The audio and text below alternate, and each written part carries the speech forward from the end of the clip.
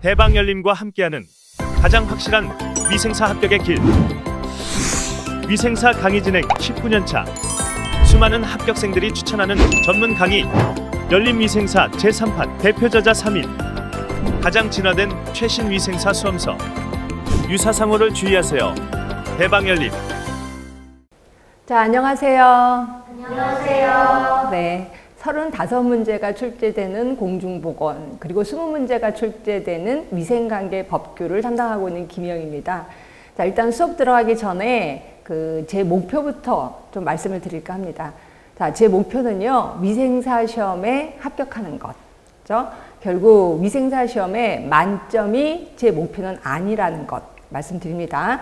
결국 굉장히 내용은 많아요. 이 많은 내용을 물론 설명을 드릴 겁니다. 그렇지만 이 중에서 자주 나오는 부분, 핵심되는 부분만 초점에 맞춰서 그것을 계속해서 반복하고 그다음에 결국 암기하게 하는 게 제 목표라는 것 말씀드리겠습니다. 자, 그러기 위해서 제 수업은 어떤 식으로 할 거냐면 첫 번째, 전체적인 숲을 보여드리겠습니다. 그래서 이번 시간은 이런 것들에 대해서 주로 할 거고 이 중에서 어떤 부분이 중점적인 겁니다 라고 전체적인 숲을 말씀드리고요. 그 다음에 두 번째는 책을 보면서 줄을 치겠습니다. 줄치기. 이때는 이제 본격적인 설명이 들어갈 겁니다. 그리고 한 몇 분 남겨놓고 PPT 자료를 보고 여기에 반드시 암기할 수 있는 핵심 부분을 말씀드릴 겁니다. 결국 여러분들은 여기 암기되는 그 핵심 부분을 계속해서 머릿속에 좀 기억을 해야 된다라고 보시면 되고요. 그 다음에 네 번째는 이제 기출 문제를 풀어보도록 하겠습니다. 자, 그리고 다음 주에 오시면 쪽지 시험이 또 기다리고 있을 겁니다. 결국 같은 부분을 5번이나 반복하게 돼요. 이러다 보니까 수업하는 과정에서 나도 모르게 암기가 된다라고 보시면 될 것 같아요. 이런 식으로 수업을 할 거 생각하시면 되고요. 그럼 도대체 작년에 어떤 문제가 나왔는데 그거를 좀 보도록 하겠습니다. 자, 작년에 나온 문제는 거기 보시면 공중보건의 개념이 4문제 정도 나왔습니다. 4문제. 그리고 우리 공중보건 사업에 가장 공중보건에서 양대 산맥이 있어요. 그게 건강증진과 1차 보건의료거든요. 그 1차 보건의료의 필수적인 사업이 시험 문제에 나왔었고요. 그 다음에 라논드라는 사람, 엄청 유명한 사람입니다. 이 부분 좀 외워두시면 되거든요. 라논드 보고서가 나왔고, 그 다음에 우리 역사, 한국의 역사인 활인서가 또 시험 문제에 나왔습니다. 이거 오늘 배우실 겁니다. 그 다음에 조사망률, 보통사망률의 분자, 요것도 나왔고 굉장히 쉬운 부분이 나왔구나 라고 보시면 될 것 같고요. 자, 역학 부분에서는 5문제가 나왔습니다. 여기에 이제 예전에 알려드리지 않았던 분석역학, 결국 역학의 종류가 조금 디테일하게 시험 문제가 나왔구나 이렇게 보시면 될 것 같고, 그 다음에 기술역학, 주기변화 기술역학, 환자 대조군, 요거는 흔히 나오는 문제였습니다. 그 다음에 작전역학도 잘 안 나오는 거였거든요. 결국 잘 안 나왔던 분석역학, 작전역학이 나왔었구나. 그렇다고 해서 이런 문제를 꼭 맞을 필요는 없어요. 이런 거니까 과감하게 포기를 해야 되겠다라고 제가 수업 중에 얘기를 해 드릴 겁니다. 그 다음에 이제 가장 많이 나왔던 게 보건관리는 워낙 그렇다 치더라도 감염병 관리가 8문제나 나왔었습니다. 결국 코로나 때문에 그런지 모르지만 감염병에 대해서 좀 신경을 썼구나 라고 보시면 될 것 같고, 이 중에서 말라리아 시험 문제 나왔고요. 그 다음에 1급 감염병, 얘는 나올 게 나왔습니다. 그리고 홍역 워낙 자주 나오는 애고, 그 다음에 인플루엔자, 얘 자주 나오는 애입니다. 그리고 BCG 하면 결핵이죠. 결핵도 우리나라는 워낙 결핵 유병률이 높기 때문에 나올 수밖에 없었다 이렇게 보시면 되고요. 생물테러 감염병 중에 탄저 쪽이 나왔습니다. 그래서 감염병의 종류가 이렇게 좀 많이 나옵니다. 말라리아, 홍역, 인플루엔자, 탄저 등등등 이렇게 종류가 나오는구나. 근데 요거 공부하기 조금 힘들어요. 그러니까 힘들다기보다는 귀찮아 이런 거 다 일일이 공부할 필요가 있을까? 그래서 저도 요거는 중요한 거 빼고 나머지를 그냥 포기하자라는 주의입니다. 자, 만성질환이 오히려 많이 나올 것 같았는데 조금 나왔습니다. 그러니까 만성질환은 그동안에 너무 많이 나왔기 때문에 좀 줄지 않았나라는 생각이 드는데, 자, 만성질환의 특성, 이거는 뭐 눈 감고도 고를 만한 문제였거든요. 그리고 이 중에서 뇌졸중, 고혈압, 뇌졸중 이런 게 워낙 많이 나왔기 때문에 뇌졸중의 위험인자 중에서 조절이 가능한 것, 그래서 이것도 아주 눈 감고 고를 수 있는 그런 문제였다 하시면 되고요. 그 다음에 항상 우리나라 사람들이 많이 갖고 있는 병 중에 하나가 고혈압, 당뇨거든요. 그래서 고혈압. 그런데 침묵의 살인자가 뭐냐? 뭐 이런 식으로 나왔습니다. 결국 만성질환에 대해서는 아주 쉽게 눈 감고도 고를 수 있게끔 문제가 나왔구나. 이런 것들은 다 맞아주셔야 됩니다. 이런 거를 실수를 하면 정말 큰 실수가 된다. 이렇게 보시면 될 것 같고, 그 다음에 이제 보건행정이 여러분들이 조금 많이 힘들어해요. 왜냐면 보건행정 자체 학문이 너무 빡빡하거든요. 그리고 처음 듣도 보도 못한 용어들이 나오기 때문에 조금 힘들어요. 그래서 제가 요거는 시간적 투자를 좀 많이 할 겁니다.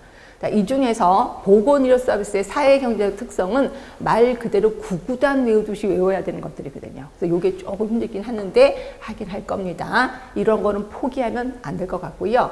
그 다음에 보건의료원, 우리 보건소, 보건지소 들어보셨을 겁니다. 그런데 병원의 요건을 갖춘 보건소를 보건의료원이라고 하는 거고, 이것도 당연히 알고 계셔야 되는 건데 여기 이제 시험 문제가 나왔었습니다. 그 다음에 이제 보건소의 설치 기준, 항상 보건소, 보건지소는 자주 나올 수밖에 없습니다. 그 다음에 고용노동부 쪽이 좀 나왔습니다. 이것도 뭐 들어는 보셨을 거예요. 그래서 이것도 좀 쉬운 거고, 그 다음에 유넵, 환경 관련 국제기구 유넵이 시험 문제 좀 나왔었고, 그 다음에 건강보험이 나왔었습니다. 그래서 보건행정 중에서 조금 어렵긴 하지만 우리가 반드시 알아야 될 것들이 좀 나왔다. 그래서 얘네들을 좀 맞아주는 게 맞습니다. 그 다음에 이제 관리 쪽으로 들어가시면 노령화지수, 그 다음에 1차, 2차, 3차 성비 나왔었고요. 비타민 A, 얘가 무슨 기능을 하느냐, 또는 얘가 결핍이 됐을 때 어떤 현상이 일어나느냐, 이런 거에 대해서 나온 거고, 그 다음에 IADL, ADL 알고 계실 거예요. 노인분들은 모든 병을 다 갖고 있기 때문에 노인병에 질병이 있다 없다가 중요한 게 아니라 이분이 일상적인 일을 수행할 수 있느냐 없느냐, 이걸 측정할 수 있는 게 IADL인데 요게 시험에 나왔었습니다. 보건소에서는 주로 하는 게 이런 도구가 있거든요. 그래서 학교 보건교육 얘기 나왔고, 역시 코로나19와 관련된 보건교육 어떤 게 좋으냐, TV를 통해서, 대중매체를 통해서 하는 게 제일 좋은 거죠. 이런 거를 묻는 이 문제가 좀 나왔었고, 그 다음에 교육환경보호구역, 이거 되게 중요한 건 아시죠? 학교 보건에서 이거를 설정하는 사람은 누구냐, 이런 식으로 간단하게 물어보는 시험 문제가 나왔었습니다. 자, 그리고 기초정신건강복지센터라고 해서 이게 조금 낯선 문제였거든요. 이거를 설치할 수 있는 사람은 누구야? 시군구청장인데, 이런 것들은 저희도 제가 아까 말씀드린 것처럼 포기할 만한 문제다라고 보시면 될 것 같아요. 그 다음에 통계 쪽에서는 산술평균 워낙 쉽잖아요. 우리가 맨날 뭐든지 통계, 이렇게 뭔가 시험을 보면 평균은 어떻게 돼? 라고 물어보는데 그게 산술평균이거든요. 그래서 그거를 물어보는 시험 문제가 좀 나왔었다. 예. 자, 이렇게 작년에 기출문제를 분석해 보다 보니까 문제는 쉬웠습니다. 문제를 절대로 꼬거나 이러진 않아요. 그래서 내가 알고만 있다면 금방 답을 쓸 수 있게끔, 그럼 당연히 합격도 가능하겠구나 라고 생각하시면 될 것 같아요. 자, 이런 식으로 조금 잔소리 그만하고, 자, 또 하나 이제 하나만 좀 보자면, 자, 법령입니다. 법령까지 같이 하겠습니다. 자, 법령 쪽을 보시면 요 문제의 개수는 변함이 없어요. 자, 공중위생법 5문제 나오고, 식품위생법 요게 제일 많이 나와요. 그러니까 법 중에서 가장 양이 많은 게 식품위생 쪽이라고 보시면 될 것 같고요. 그 다음에 감염병 예방법. 그러니까 식품위생법보다 양은 작아요. 그런데 문제는 많이 나온다. 6문제가 나옵니다.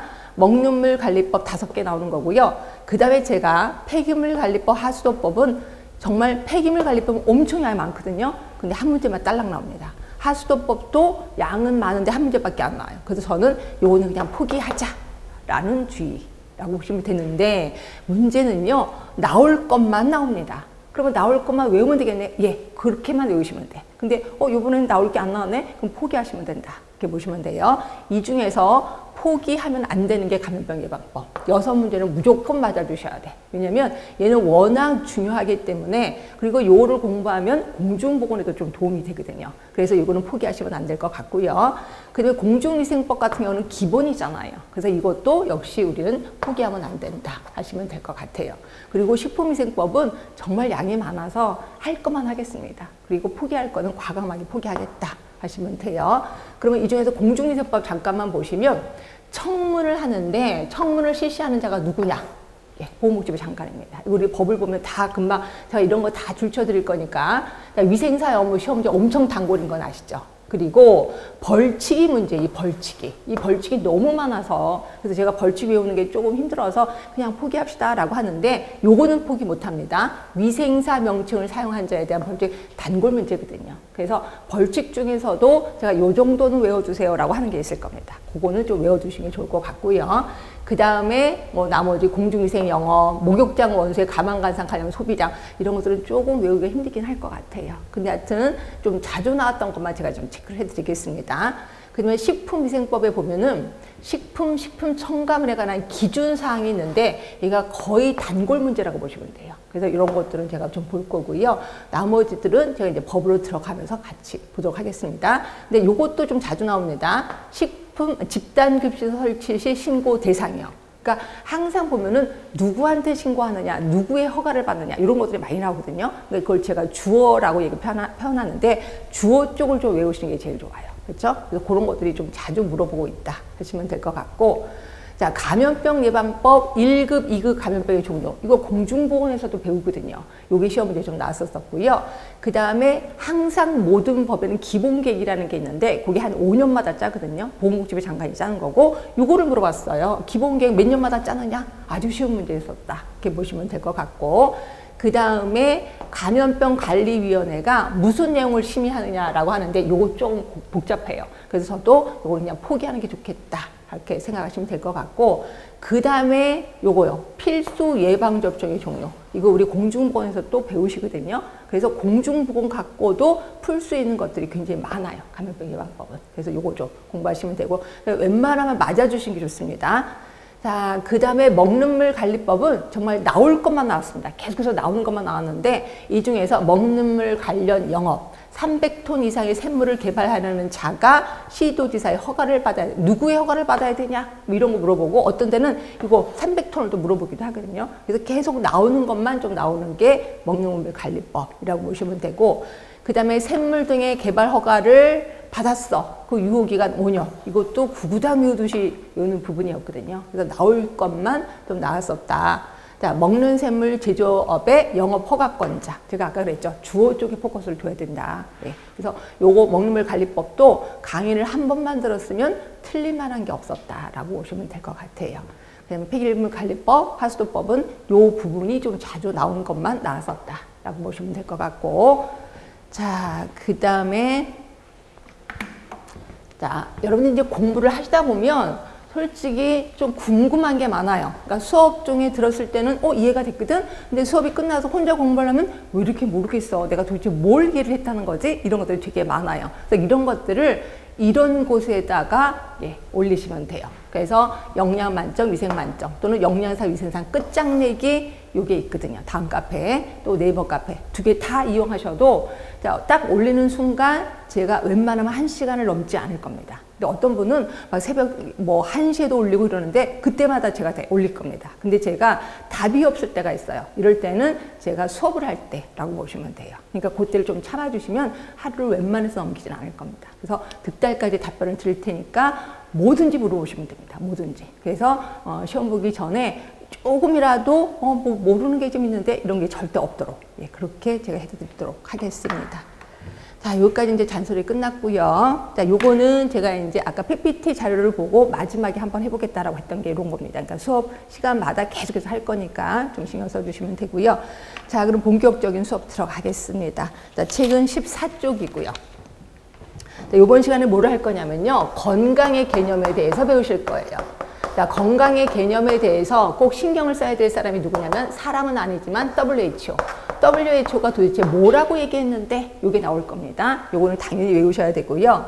그 다음에 여러 학자들이 얘기한 게 있어요. 그 학자들을 다 외워야 되느냐? 이 중에서 몇몇 학자만 제가 말씀을 드릴 겁니다. 그 학자들만 좀 기억을 해두시면 되고요. 그 다음에 건강 개념의 변천이 있어요. 예전에는 건강을 이렇게 얘기했는데 지금은 이렇게 바뀌었어 라는 게 있을 겁니다. 이 부분이 아무래도 시험지에 좀 나올 확률이 높아요. 그래서 이거 좀 들어갈 거고요. 그 다음에 건강 모형이 있는데 얘는 잘 안 나오긴 하더라. 그런데도 불구하고 하긴 할 겁니다. 왜냐면 나올 수밖에 없거든요. 이 정도 좀 할 거고요. 그 다음이 공중보건의 개념도 할 겁니다. 자, 공중보건의 개념은 특히 윈슬로우 교수요. 윈슬로우 교수가 제시한 공중보건의 개념 중요합니다. 이걸 좀 기억해 두시면 될 것 같고, 그 다음에 앤더슨이라는 사람이 있습니다. 워낙 유명한 앤더슨이라는 사람이 공중보건 사업을 하려면 3개의 사업을 해야 돼 라고 얘기를 했거든요. 그럼 3개의 사업이 뭔데? 그거 하도록 하겠습니다. 예, 그거 할 거고요. 그 다음에 이제 역사 부분은 좀 이따가 하도록 하겠습니다. 자, 책을 보시면 14쪽을 볼게요. 자, 건강의 개념입니다. 자, 건강의 개념하면 WHO 먼저 나왔었고, WHO는 당연히 시험 문제 나왔었습니다. 단순히 질병이 없거나 허약하지 않은 상태만을 의미하는 것이 아니고, 여기까지 그냥 슬쩍 넘어가세요. 자, 외우실 거 있어요. 신체적, 정신적, 사회적인 안녕이 완전한 상태. 요 3개를 외우셔야 돼. 신체적, 정신적, 사회적인 안녕. 무조건 외우시면 돼. 그러면 신체적 안녕은 뭔데? 밑에 써 있어요. 굳이 안 봐도 우리 알아요. 신체적 안녕이 뭐 다치지 않은 거, 그 다음 병이 없는 거 이런 거겠지 뭐 아실 거예요. 자, 정신적인 안녕도 알 것 같아요. 그런데 사회적인 안녕이 잘 모르겠는데 그래서 시험 문제가 나왔었습니다. 그럼 사회적인 안녕은 뭔데? 이런 거예요. 자, 우리가 사회생활을 하면서 나름대로 역할이 있을 거예요. 여러분들은 학생으로서 역할이 있어요. 그럼 학생으로서 여기 시간 맞춰서 앉아있고 수업 시간에 딴짓 안 하고 수업을 잘 들어. 물론 앉아있는데 정신은 자꾸 졸리고 뭐 정신이 하나도 없어. 그래도 앉아있잖아요. 제 시간에 맞춰서. 그러면 이거는 사회적인 역할을 잘하고 있다라고 본다는 거죠. 이거를 사회적인 안녕이라고 하는 겁니다. 보기 보이시죠? 자, 이게 각자 나름대로 역할과 기능을 충실히 수행할 수 있는 상태를 사회적인 안녕이라고 표현하고 있어요. 자, 결국 3가지를 외우시되 사회적인 안녕은 뜻도 알고 계시는 게 좋겠다. 자, 이제 건강에 대한 학자들의 개념입니다. 학자들 쭉 있는데 이 중에서 버나드, 일명 정확히 발음이 베르나르예요. 근데 그냥 버나드라고도 나오더라고요. 자, 버나드는 저 이렇게 외웠습니다. B라는 거, 요거 별로 안 예쁘죠. 요거 별로 안 예쁘죠. 위아래가 균형을 받아야 되거든요. 결국 외부 환경이 바뀌었을 때 내부 환경이 발빠르게 움직여서 항상성을 유지해. 그럼 나는 건강하다라고 보는 거예요. 이걸 베르나르가 얘기를 했습니다. 자, 볼게요. 외부 환경 변동에 대해서 내부 환경의 항상성이 유지되는 상태. 이거를 건강이라고 봤다는 거죠. 그러니까 항상성. 요걸 좀 기억해 두시면 돼. 그 다음에 이제 아까 WHO의 건강의 정의가 뭐였는지 혹시 기억나시죠? WHO 신체적, 정신적, 사회적으로 안녕해야 돼. 이게 건강입니다. 그러면 불안녕하면 이건 건강하지 않는 거예요. 결국 WHO는 이분법적 사고를 제시합니다. 이거는 건강하지, 이거 아니면 불건강한 거지 라고 이분법적 사고를 제시했어요. 이거에 대해서 반발을 든 사람이 던이라는 사람이야. 던은 뭐라 그랬냐면 아니야, 건강은 이분법적 사고가 아니야. 그럼 뭐예요?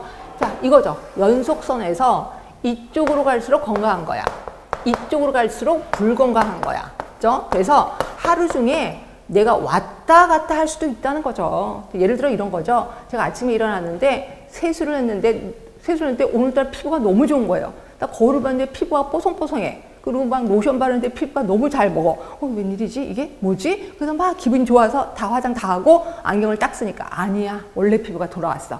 그럼 내가 급하게 우울하게 되는 거죠. 이렇게 하루에 기분이 왔다 갔다 하는 것처럼 건강도 왔다 갔다 할 수 있어 라고 얘기하는 게 던. 그래서 연속선 개념을 제시합니다. 연속선 개념. 결국 연속선 개념이니까 건강은 움직이죠. 왔다 갔다 할 수 있다는 거죠. 그래서 결국 동적인 개념을 제시한 게 던이에요. 그래서 유명한 사람입니다. 그렇죠? 그런데 비해서 WHO는 불연속 개념을 얘기하는 거죠.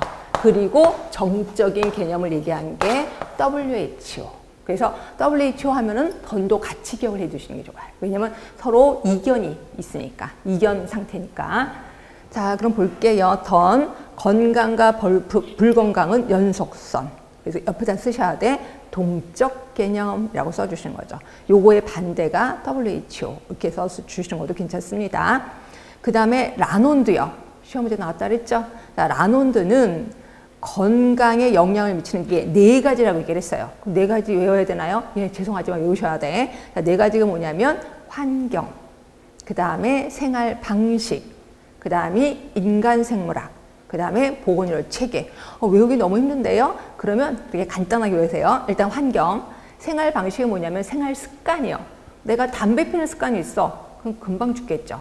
내가 술 먹는 습관이 있어. 금방 죽겠죠. 운동하는 습관이 있어. 좀 오래 살겠죠. 생활 방식을 생활 습관이라고 합니다. 그럼 인간 생물학은요. 이게 유전이에요. 타고난 거예요. 우리 집안이 고혈압 집안이야. 그럼 나도 고혈압에 걸릴 거예요. 그렇죠? 이게 인간 생물학의 유전이라고 보시면 되고, 그럼 보건의료 체계는 뭐예요? 보건의료 전달 체계. 그러니까 그 나라의 보건의료 전달 체계가 예방 위주냐 치료 위주냐에 따라서 국민들이 갖고 있는 질병이 다를 거예요. 그럼 우리나라는요. 치료 위주예요? 예방 위주예요? 치료 위주입니다. 왜? 아파야 치료 위주거든요. 그런데 영국 같은 경우는요. 예방 위주예요. 그러다 보니까 영국의 국민들이 조금 더 건강해 보입니다. 왜냐면 우리는 아파야지만 아플 때까지 기다렸다가 치료해 주잖아요. 그러다 보니까 모든 사람이 다 질병이 있게 되는 거죠. 그래서 보건의료 체계는 보건의료 제도라고 생각하시면 돼요. 보건의료 제도. 그러면 얼추 감이 좀 잡히시죠?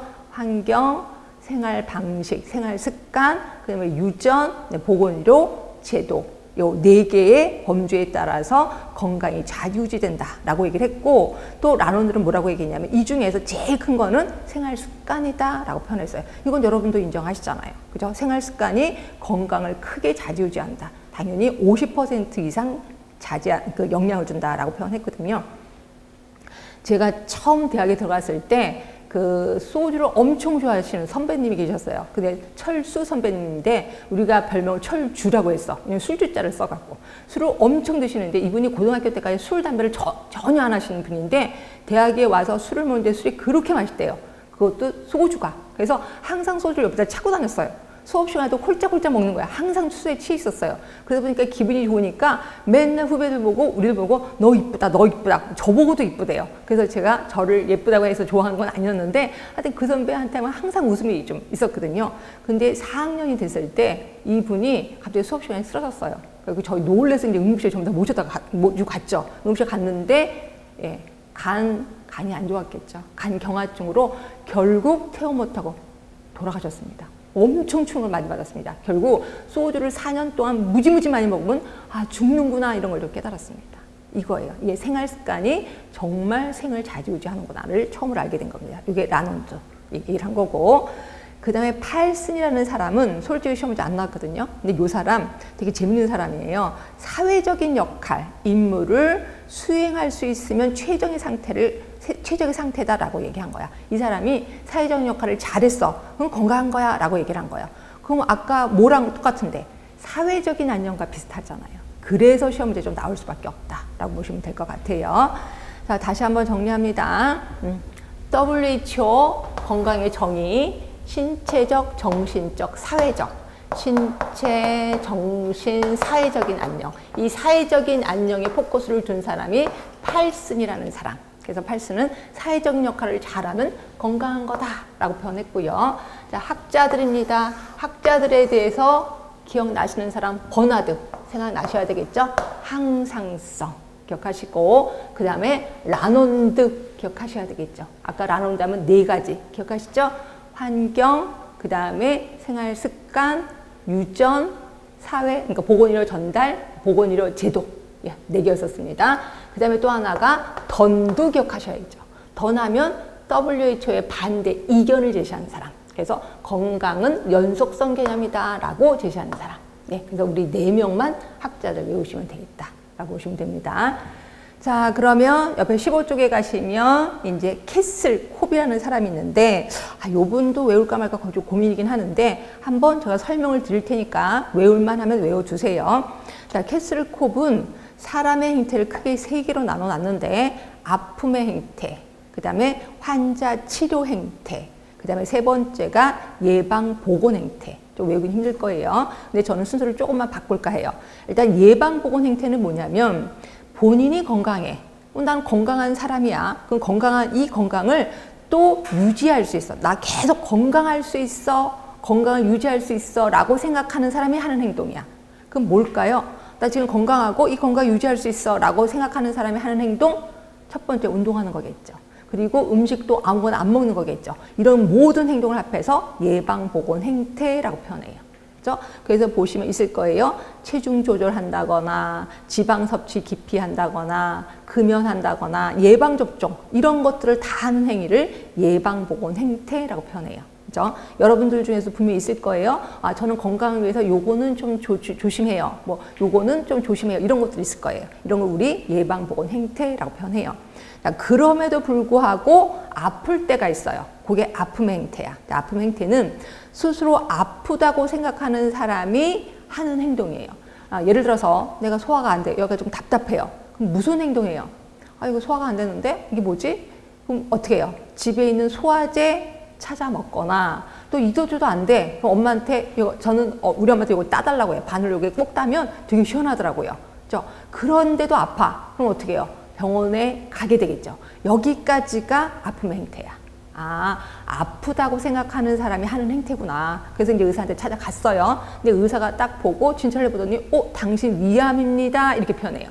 그럼 위암 환자가 이 병을 낫기 위해서 뭔가 행동을 하겠죠. 의사가 준 약을 먹는다거나 또 항암요법을 받는다 이런 걸 하겠죠. 여기가 환자 치료 행태예요. 환자 치료 행태. 그렇죠? 결국 환자 치료 행태하고 아픔의 행태의 기준은 진단받기 전이냐 진단받은 이후냐 이렇게 생각하시면 돼요. 결국 진단받기 이전이면 아픔의 행태, 진단을 받았어 그럼 환자 치료 행태라고 표현하는 거예요. 그래서 거기 보시면 지침을 순응하는지를 알아보는 거다라고 되어 있습니다. 결국 의사가 처방전을 내리면 거기에 잘 따라 그럼 이걸 순응한다 이렇게 표현하고 있어. 그거를 알아보는 걸 환자 치료 행태라고 표현하는 겁니다. 얼추 흐름은 아실 거예요. 단어를 정확히 기억을 못하지만 흐름은 아실 거야. 예방보건 행태, 아픔의 행태, 환자 치료 행태. 이 중에서 좀 기억하실 거는 아픔의 행태와 환자 치료 행태의 기준이 진단받기 전이냐 후냐 요것만 기억해 주시면 돼요. 이게 캐슬컵입니다. 자, 여기까지가 건강에 대한 학자들의 개념 다 훑어봤고요. 그 다음에 세 번째 건강 개념의 변천. 요거는 시험 문제에 나올 확률이 굉장히 높습니다. 왜냐하면 다른 분야에서는 굉장히 단골 문제가 이쪽 부분이거든요. 우리 쪽도 나올 확률이 높으니까 좀 외워두시는데 자, 여러분들은 화살표가 어디로 가는지 그러니까 예전에는 이런 개념이었는데 지금은 어떤 개념인지 요거를 좀 잘 보시면 되는데 자, 신체 개념. 자, 요거는 조금 설명을 드려야 되겠다. 자, 신체 개념은 뭐냐면요. 요거 전에 그거부터 설명을 좀 드려야 되겠다. 그 밑에 거부터 설명드릴게요. 건강 개념의 정의에 대한 생리학적 모형, 생태학적 모형, 사회생태학적 모형 요거부터 설명을 드리고 다시 3번으로 가겠습니다. 일단 생의학적 모형은 뭐냐면요. 그러니까 모형 중에 생의학적 모형, 그 다음에 생태학적 모형, 그 다음에 사회생태학적 모형, 그 다음에 총체적 모형 이렇게 있습니다.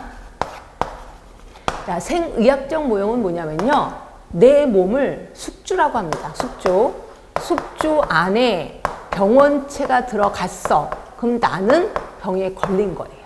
그렇죠? 근데 내 몸에 있던 병원체가 빠져나갔어. 그럼 나는 건강해진 거예요. 결국 숙주와 병원체 간의 관계를 생의학적 모형이라고 표현해요.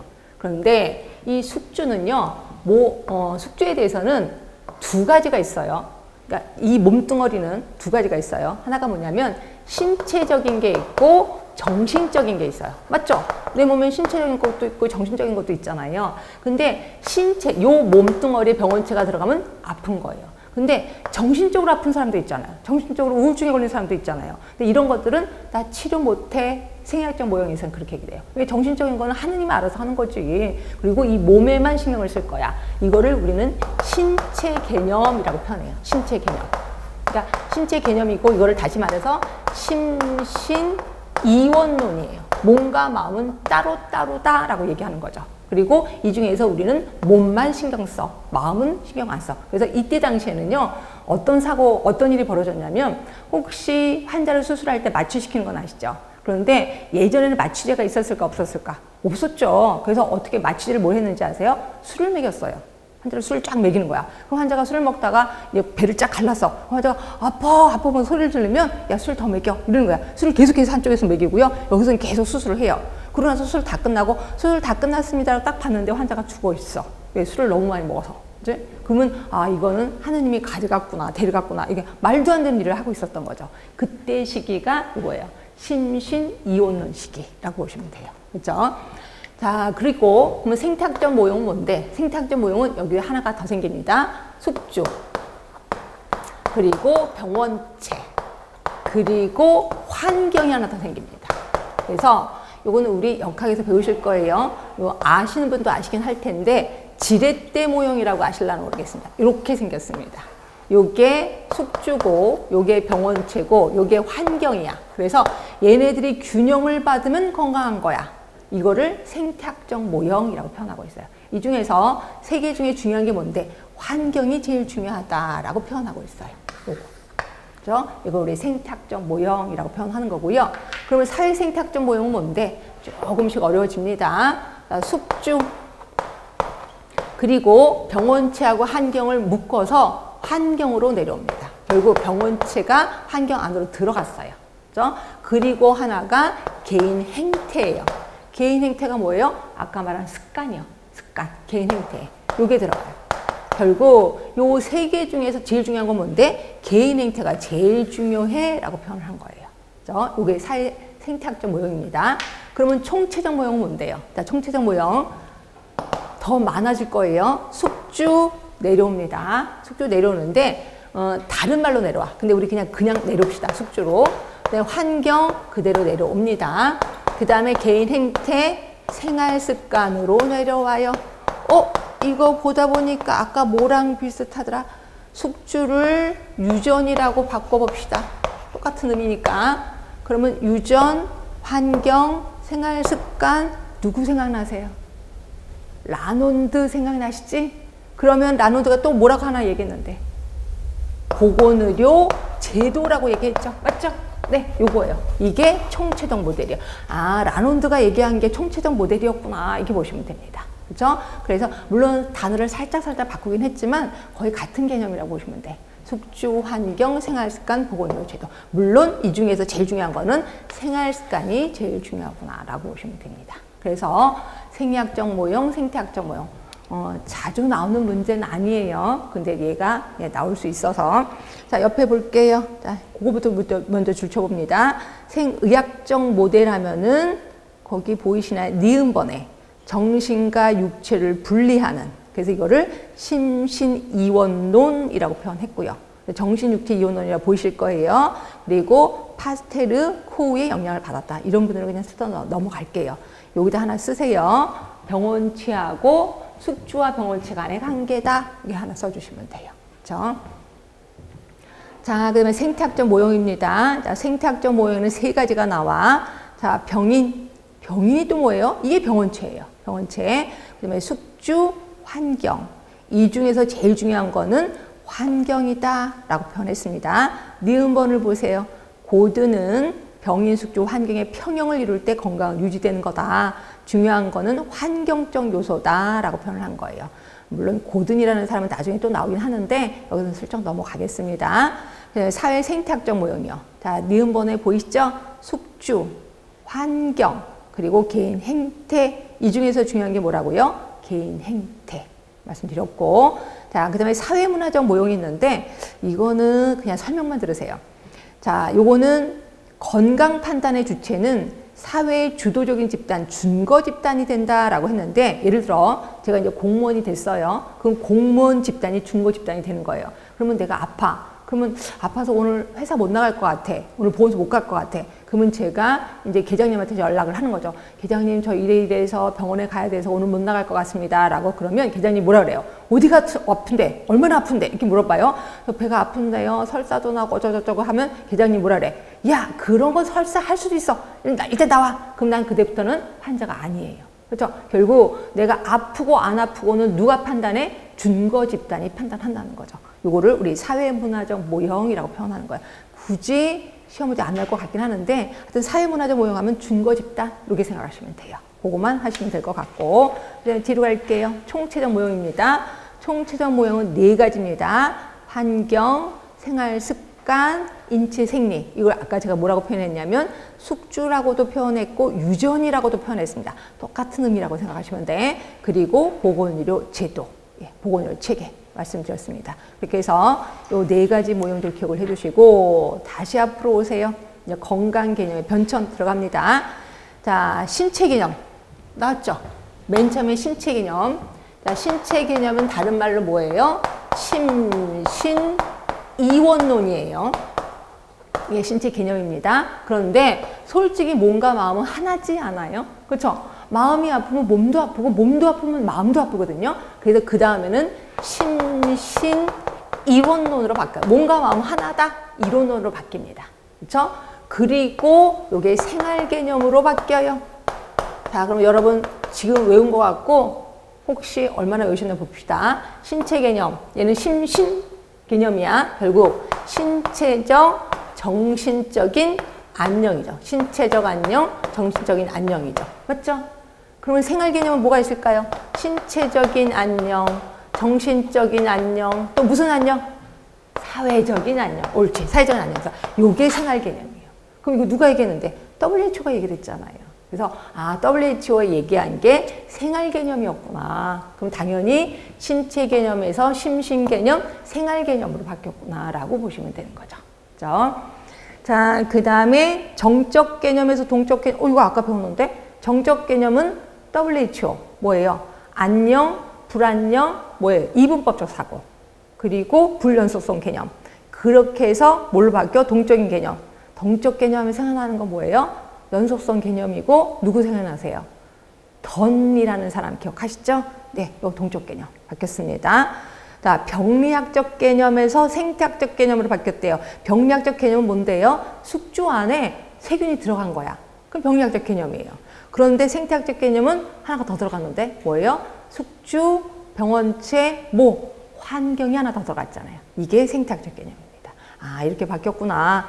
리을번 우리 아시잖아요. 불연속성 개념에서 연속성 개념으로 바뀌었구나. 아시죠? 그리고 미음번에 보시면 운명론적 사고. 결국 내가 아픈 거는 내 운명이야. 타고난 팔자야. 이렇게 생각했었는데 이제는 사회적인 책임이 요구돼. 국가가 나 치료해줘야 되는 거 아니야? 건강권, 건강 권리가 있다는 거죠. 이렇게 바뀌었습니다. 그렇죠? 외우시기 좀 편하지 않으실나 모르겠습니다. 신체 개념, 심신 개념, 생활 개념, 정적, 동적, 불연속, 연속. 미음번 요 하나만 외우면 되겠구나. 운명론적 사고에서 이제 사회적 책임, 건강권으로 바뀌었구나라고 보시면 되는 거죠. 이해되실 겁니다. 이렇게 해서 우리 건강의 개념이 좀 끝났고요. 자, 그 다음에 여기까지 잠깐만 우리 PPT 자료 보고 답을 달 수 있을까 모르겠습니다. 일단 건강 개념 끝났습니다. 자, 일단 다 지우고.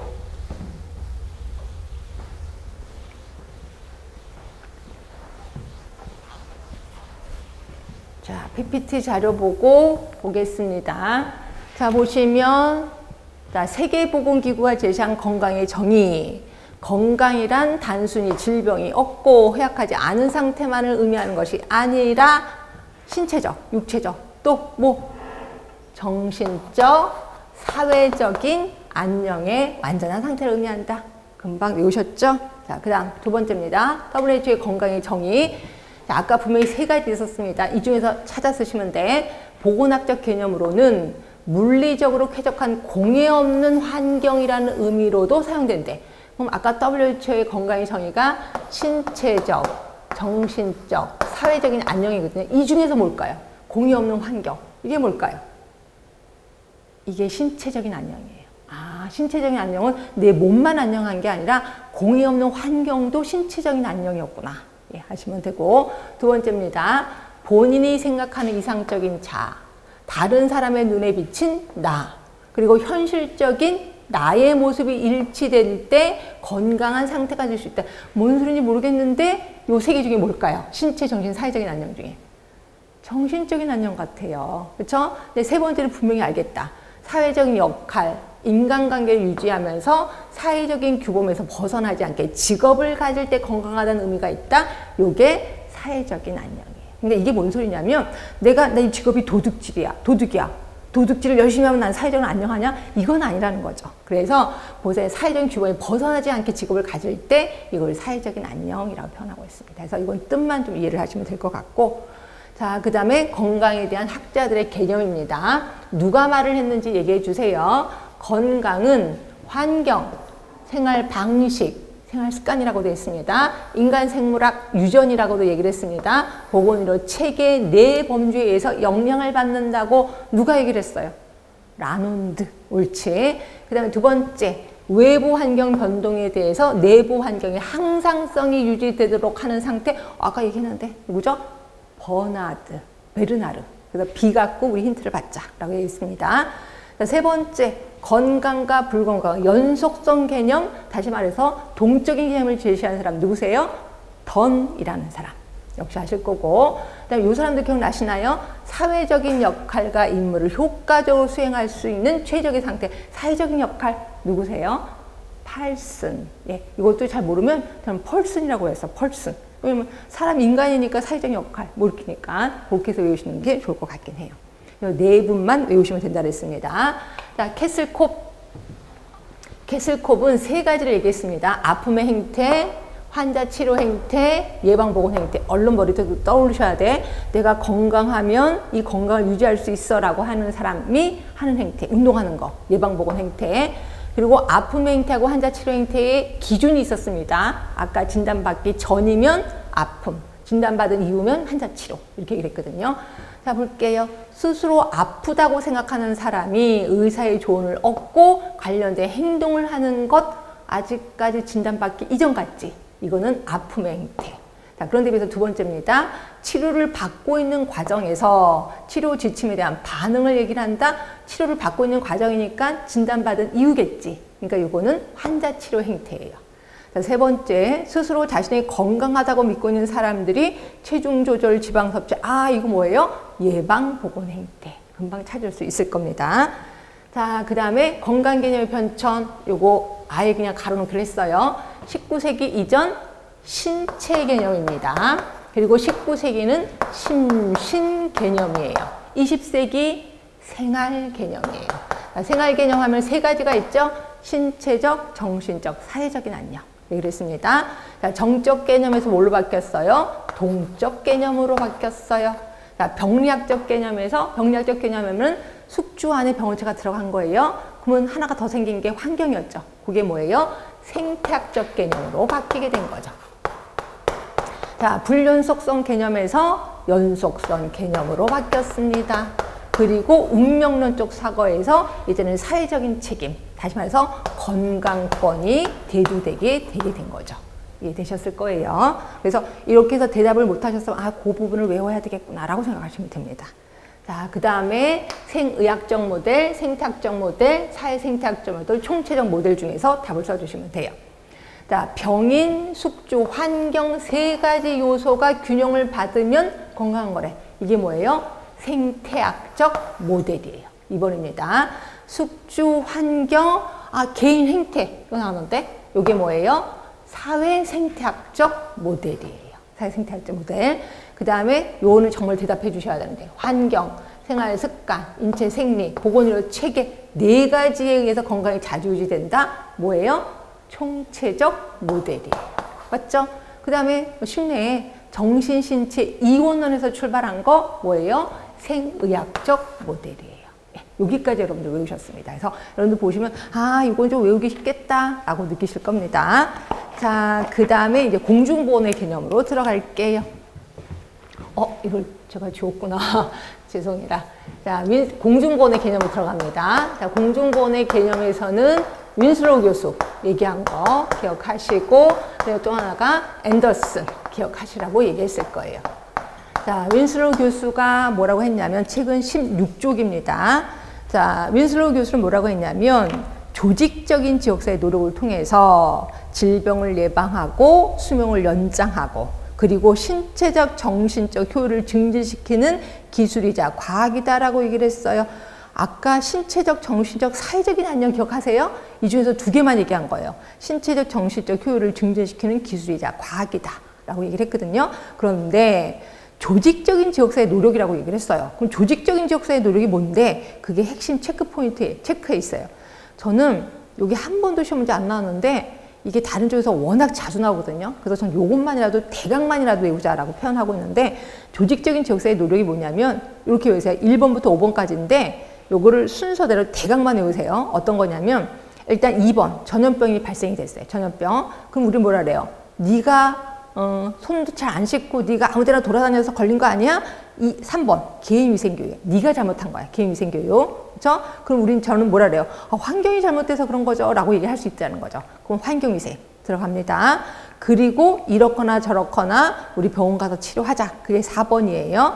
거기 보시면 질병의 조기 진단 치료를 위한 의료 간호봉사의 조직화야. 의료 간호봉사의 조직화. 그리고 5번째 옆으로 쭉 가시면 거기 색깔 좀 반전된 거 사회제도 개선이에요. 이게 지역사회 노력입니다. 그래서 다시 한 번만, 그러니까 대강만 외워주세요. 한 번도 시험 문제 안 났기 때문에.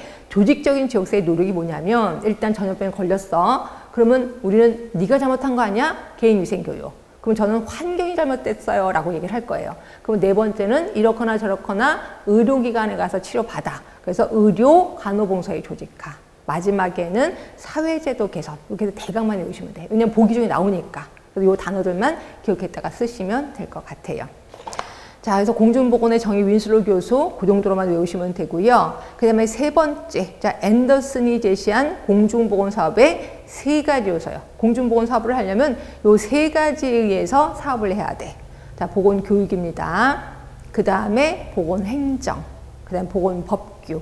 죄송하지만 그냥 외우시는 게 좋아. 자, 보건교육, 행정, 그 다음에 법규입니다. 이 중에서 선진국에서 주로 사용하는 게 교육입니다. 보건교육. 그래서 우리나라도 보건교육 엄청 많이 하는 게 우리나라 선진국이라서 그렇습니다. 그러면 후진국은요, 개도국은요, 보건법규, 강제로 뭔가를 해요. 강제로. 법규입니다. 그리고 보건행정은 봉사행정이구나. 이렇게 알고 계시면 돼요. 그래서 이 3개 기억해 두시면 되고요. 그 다음에 4번째는 얘 단골 문제입니다. 공중보건과 유사학문 있습니다. 이게 단골인데 굳이 안 외워도 아시더라고요. 일단 위생학. 아, 이게 공중보건과 유사한 거구나. 그 다음에 의학 중에서는 예방의학이요. 의학 중에는 치료의학이 있는데 치료의학은 절대로 공중보건과 유사하진 않을 거예요. 그래서 예방의학 또는 사회의학. 사회의학은 뭐냐면 인간 집단의 건강을 강조하는 거거든요. 그러니까 당연히 공중보건과 유사한 거죠. 그 다음에 지역사회의학. 그 공중보건하고요. 그 다음에 지역사회 보건하고 요걸 조금만 구분을 할게요. 구분을 해야 되는 일이 있는데, 공중보건은 뭐냐면요. 이거예요. 국가가 명령을 내리는 거예요. 이런 거 사업해 라고 국가가 명령을 내려요. 그러면 대도시든 중도시든 소도시든 무조건 다 해야 돼. 이게 공중보건이야.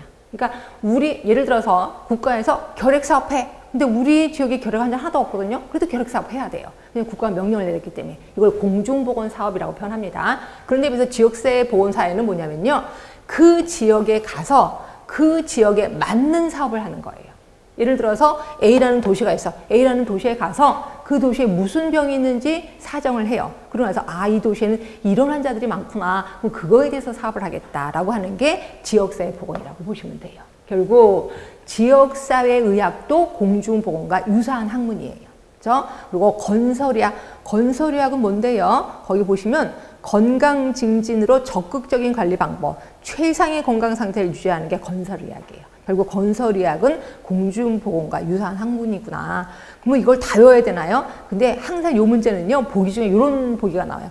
치료의학 이런 게 나와요. 그럼 치료의학은 당연히 아닌 거죠. 그게 정답인 거예요. 그래서 요거는 굳이 외울 필요는 없는데 단골 문제구나. 그리고 치료의학이라는 말이 나오면 무조건 그게 답이겠구나 라고 생각하시면 될 것 같아요. 네, 이렇게 있고, 그 다음에 옆에 가시면 의학과 공중보건학의 차이가 있는데 이것도 그냥 간단하게 한번 볼게요. 공중보건은 지역사회 전체 주민이 연구 대상이에요. 맞지? 근데 임상의학은 이게 우리가 알고 있는 치료의학입니다. 개인 환자 중심. 당연하죠. 자, 진단 방법은 임상의학은 검사를 해요. 그래서 의사들이 검사부터 봅시다. 검사부터 해봅시다. 라고 얘기를 하거든요. 공중보건은 통계예요. 그럼 통계가 뭔데? 뭐 조출생률, 사망률, 유병 이런 것들이에요. 아, 그런 거를 보고 사업을 하겠지. 당연히. 그리고 질병관리는 보건교육. 아까 앤더슨이 선진국에서 주로 하는 게 보건교육이라고 했잖아요. 그리고 행정도 있었고 법규도 있고 이런 거 갖고 하고 있거든요. 근데 임상의학은 투약이나 수술을 해요. 이해되실 겁니다. 자, 목적은 육체적, 정신적 능률을 증진. 이게 뭐예요? 아까 했었던 윈슬로 교수가 얘기를 했잖아요. 육체적, 정신적인 효율을 증진시키는 기술이다, 과학이다라고 얘기를 했거든요.